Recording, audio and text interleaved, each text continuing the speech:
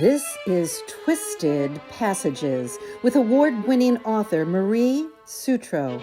Now, let's take a deep dive into the dark world of psychological thrillers and meet the authors who created them. Hello, and welcome to Twisted Passages. I'm your host, Marie Sutro, and today we have award-winning author Deborah J. Ledford here to talk about her new release, HAVOC. Welcome, Deborah. Thank you, Marie. I'm thrilled to be here.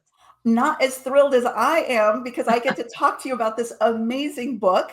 But before we get crazy and before I start digging in, can you start us off with an overview of the story? Sure. So HAVOC takes place in Taos, New Mexico, which is northern New Mexico. Most of the action takes place on the Taos Pueblo reservation. And that's where Ava Lightning Dance Duran, that's my lead character. That's where she is a tribal officer. And so she protects her people. She is full blood Taos Pueblo. And yeah, so that's where the action takes place. And there's a lot that goes on. It starts off with a literal bang, with a bank robbery from the very beginning. You certainly did wreak havoc upon this small community. And we really start off with the community that is still reeling in trauma from what happened in the events of the first book, correct? Right.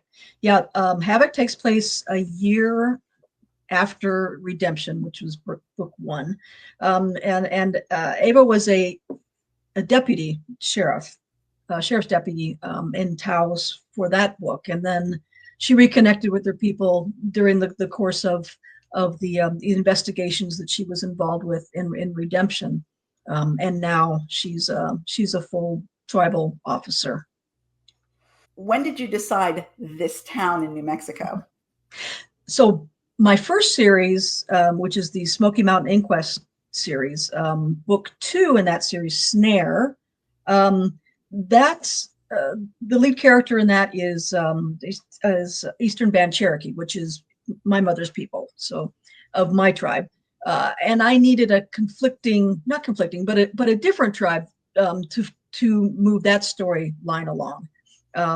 In Snare, the character is she's a rock star about to embark on her first tour, and all things go wrong. So my character Stephen Hawk takes her back to her reservation. So it was trying to find, well, I live in Arizona, but can't do the Navajo because that's been done by the Hillermans. And I thought, well, I'm from Albuquerque, so let's look, the next state over, and started doing a lot of research and found the Taos Pueblo and the amazing architecture. They live in there are two separate structures that have been there for over 1,100 years, and the culture is vibrant and alive, and you can go and tour, and it's a tourist location. So it's like, okay, hey, that sounds great. And so I was able to then go there. And so I've been going there since, I think it's 2006, maybe a little bit earlier than that. And then fortunately just, kept my relationship with members of the community. And when this opportunity from Thomas and Mercer came up for Redemption and then HAVOC, I was like, okay, well, it was such a tight deadline when they accepted this on a proposal. Thomas and Mercer did. My editor, Liz Pearson's, hi Liz, and Gracie, hi Gracie. They picked it up, and it's like, well, how quickly can you get this to me? I'm like, like 90 days. I was like, so I had a very short timeline to window of time to get a finished manuscript to them. And so fortunately I was able to, just pick up on the Taos Pueblo and go from there. Different characters, of course, but same location. Well, aside from the amazing setting, one of the things that I was so impressed about in the story is that your lead character, Ava, she is an amazingly strong woman. Mm-hmm. And there are multiple times where either she or other people in her community use the term warrior woman. Mhm. And I Right. absolutely love that. I thought about a world in which girls could grow up and Mm. see themselves in that way. And reading your book, reading HAVOC, you are a pretty fierce chick too, Deborah. You took on some issues in this that were absolutely heart-wrenching, and you did it with empathy and sincerity in such a beautiful way, but you didn't shy away from those issues. Right. Was that difficult for you? Did you have your emotional roadblocks yourself, or did you find roadblocks elsewhere? Well, yeah, I mean, there are some difficult issues in there, certainly. Just like with redemption, dealing with missing women and the drug issues and, everything that uh, so many cultures are going through. But, with it being on a reservation and being a very closed-knit situation, I mean, it's 110,000 acres, but really only about 1,200, you know, enrolled members of the community. So yeah, it was difficult. I mean, I think the most difficult was how much of, for instance, I go into a burial ceremony, and I had to get approval from my contacts. Okay, how far can I go? What should I not? And even, a few of them said, well, you can even go beyond that. But it's like, I don't feel comfortable really doing that. So if I couldn't find it on the internet during a deep dive where at least someone has presented certain elements, I wasn't going to go there. But I do feel it's my responsibility to represent the reality of culture and where nature comes in and traditions, because I'm Native American, writing Native American characters. None of them are me, but I do feel a great deal of responsibility to present our people in the best light as possible. Even though there are some bad people, some bad natives, and I represent. But it's a thriller. I mean, first and foremost, I'm a thriller writer. I am an entertainer. My effort is to keep the reader flipping the pages until 3 o'clock in the morning. you know Keep them entertained, but also if they can learn something, then that's extra bonus for me personally. And one of the wonderful things about the aspects that you did share, specifically that burial ceremony that you mentioned, I think you made mention in the story that that would be closed to any outsiders. Yes, absolutely. So getting the opportunity to see a window, maybe it's not the full expanse of that window, it felt like an honor to even know about that and to learn about that and have that shared with us as readers. That was my intent. Only goes so far, but I don't know. It seems to me that so many people have lost their way, and to have an insight on people who have been around for multiple generations, who are still, their language is not written down. The Taos Pueblo, it is a phonetic. It is a storytelling. That is how they advance their stories. And to me, that's what I go for, certainly.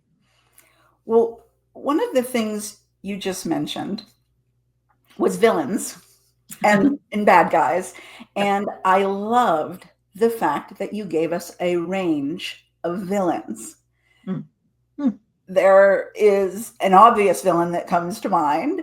Right. And it's really interesting because sometimes I think in stories, it's easy to say protagonist good, right? Antagonist evil. And it kind of plays out in a very binary way. Right. But you painted with such a broad palette in terms of the people and the motives and the variety of things that people are doing and the impacts that those behaviors have on others. Was that something that you were aiming for? Was all of those gray hues in between the black and white? Yes, absolutely. Even for my first series. So this is the sixth psychological suspense thriller that I've written. And I love to write the bad guys and bad gals. but yeah, I mean, sociopaths, they believe that they're right. They want what they want, and there's no getting in the way of what they want. I mean, period. That's all there is to it. And when you throw in psychopathic element to it, it's that much more dangerous, and more people are, let's face it, just going to die. I scare people with, friends who know me, who, have fallen upon my books or something. It's like, oh, I thought you were so nice. What's going on? There's a little darkness if we scratch the surface. But again, I loved your intensely villainous villains, but I also loved the people who thought they were doing the right thing for the right reason. And those characters were just as powerful in so many ways as the really nefarious people who you can kind of see coming from a mile away, right? Right. Yeah, Taos comes to mind, who's the teacher. And he wants to do good so much, and is so genuinely, and things just keep messing up, and he just keeps stepping in it, and to the point where he cannot see a way out, and there really is no way out. So yeah, he was a very, again, he's a school teacher, so how far do I go as far as, and I go pretty far with him because he gets involved in some stuff. He does. And what I thought was so interesting in the presentation of his character was, we see so many times in society, and we've seen it throughout history, where people think, I guess the term is the savior complex. Right. I'm going to come in and save people because I believe something, or I feel it passionately. And they get so caught up in the savior complex that they don't care if they're ultimately hurting the people they were trying to help. Exactly. And that is a fascinating dynamic, I think, especially today, in today's world, where social media allows some people to feel so empowered and to feel sometimes like they're really doing the right thing, even though they might be mowing other people down. Right, that's so true. So Cruz Romero is the love interest and other tribal officer with Ava, and essentially when he finds out what's going on with Tomas, he said, why can't these people just leave us alone? We have been fine for over 1,100 years in the same place. Just let us take care of our own situations. We don't have the problem. So quit trying to fix me. I hope resonated throughout every character in the book, essentially, in both books, really. That brings to mind our friend Paloma. She is an amazing character because she's battling so much that she's carrying on her shoulders. And you have some beautifully written lines of dialogue, both internal and character-to-character dialogue, that is just, it tears at your heartstrings. But there is a beauty in Paloma, and it's part of her origin story of who she truly is. And it is hoop dancing. I was reading about Paloma, and I just became such a fan of hers. Oh, sweet. And I was so excited about her. And I thought, do I really, I think I knew hoop dancing. Like, I think I've seen it. Oh, Deborah, I went down a rabbit hole on YouTube. The videos are so, have you ever gone down the YouTube rabbit hole? Some of those dancers are just, I was watching World Championship. I mean, I was loving it. And that hoop dancing originated on the Taos Pueblo, and it was primarily a male dance. It was men who only danced it exclusively. And then and I believe fully in my heart it was Paloma who blew that open and said, no, you're gonna let the ladies dance as well. Well, it was absolutely amazing, and I encourage every one of your readers to go out and just start with one. Just start with one and see if you can stay with one. and then see if days later you don't find yourself with a few free moments and say, I wonder what other hoop dancing I can find. Days later. That's so funny. And then there's the jingle dance, that's that absolutely amazing. The ladies all do those. Describe all of these things. You infuse such a passion in your writing. Oh, I'm so glad that comes through. And my hoop dancing rabbit hole is a great example of it. One of the other things that really strikes home when I read your book, and you don't always see this in other stories that are set even in small communities. You know, we talk a lot about how small towns, the communities will respond differently. There is a very different level of community in the Pueblo community. It is not even like most small towns. There is a sense of duty and responsibility that is so beautiful, especially when tragedy strikes. And it's almost contrasted with this sense of personal responsibility for whoever's going through it, who feels like they have to go through it themselves, but at the same time, the whole community wants them to know they don't. Right. Was that something that required more research in order to really create this beautiful community?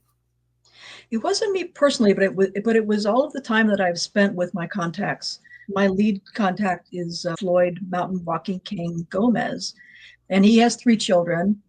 When I first contacted with him, he was married, and so I was able to get 5 different viewpoints of what they felt about family and how they dealt with each other and other members of the community.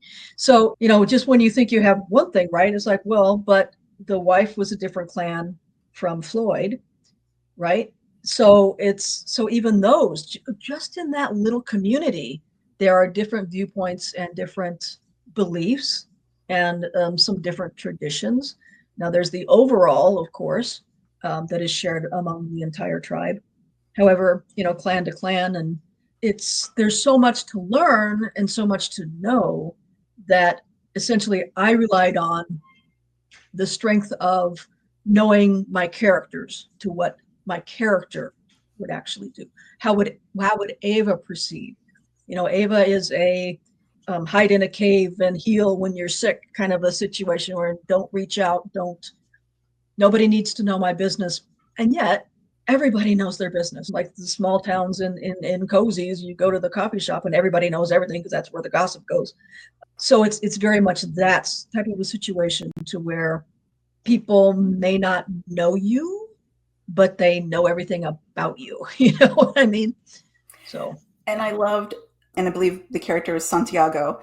Yes. He mentions that one of the families that's going through some trauma could do with kind of an auntie to watch over them. Right. And I thought, wow, what if that was just what everybody did in every community? What if every time somebody was going through a tragedy, someone in the community stood up and just said, I'm going to be here. Whether you need me, you don't. If you need to cry, if you need to scream, if you need someone to go to the grocery store, I'm here for you.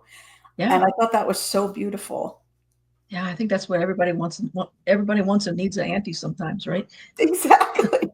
But you don't want to ask. So that did come organically to me. And yeah, Santiago is Paloma's brother, who wasn't always there for Paloma. So he's learning and helping Paloma heal as well. So. Real quick, I wanted to touch on something that is such a hot button issue right now, not just for law enforcement, but for communities everywhere. Right. 3D guns. Yep. You delved pretty deep into that. I hope that didn't require any interviews with any unsavory characters. No, not unsavory characters. I did speak with a former Marine sniper. So he was a wealth of information about the origin and how they work, and not on anything political at all. It's always strictly, this is what this is. This is where you find things out. This is how it's done. And it's so real life and so terrifying. And there really isn't any stopping it now. There's not. I think the more people who know about them and who realize how devastating they can be to families and everyone around, the violence that essentially comes from a little piece of plastic. It is otherworldly. Whoever thought that anybody could even make this stuff up? It really is terrifying. Yeah. And you presented some really amazing information, very well woven into the story. It never felt like an information dump, but it was Good. so educational at the same time. So Yeah. thank you. Thank you for enlightening a lot of us on that important topic. Oh, well, thank you. And then, then there's the 3D printed houses. So it's kind of, you're looking at light and dark, what good could come from the same type of technology. Let's bring in the light rather than, shining light on the devastation that happens. It does seem like that's a challenge for us in humanity as we continue to develop new technologies, from figuring out how to start fire to today. We still have that innate challenge that there can be good things and there can be bad things. So we just need to isolate the bad, but that's why we need people like Ava and Cruz. Yes, we do. Keep us in line. We do. And we need amazing authors like you who bring these issues to the fore and help us explore them in really powerful ways. I appreciate it. Well, for all of your existing fans and for all of your new fans, where is the best place for people to find you, Deborah? Well, you can always find me online, deborahjledford.com. I'm on Facebook under Deborah J. Ledford. I'm on everything. At DJ Ledford is my handle for all of the other social sites. So yeah, you can find me if you want to find me. Find me. Well, no one will be disappointed when they find you. Last quick question. There is a beautifully described, wonderful pup named Shadow, who is a Malinois, correct? Correct. Yes. Shadow. And I understand that there might be an Oski in your home, and I was curious to know whether your Oski provided any inspiration for Shadow. Oh yes, absolutely. So the house that we live in now, there were children that lived here, and they, for some reason, buried plastic things everywhere. And my Oski, even as a puppy, dig, dig, dig, dig, dig, dig, and we can't correct him because he's right every time. He would dig a hole and then I'd pull out a little, little army man or a little plastic house, Monopoly house, so yeah, that trait is absolutely correct. Oh, awesome. Well, I am so glad. I'll have to be on the lookout for your little Oski on social media. I'm hoping to see more pics. Oh, yeah. He does have his own Instagram page. What? It's ROO.Osky, AUSKY. So yeah, go find Rue. Okay, mind blown. We know how my 2025 is laying out already. Between dancing videos and fangirling on the Oski Rue site. That's going to be it. I don't think I'll get much done.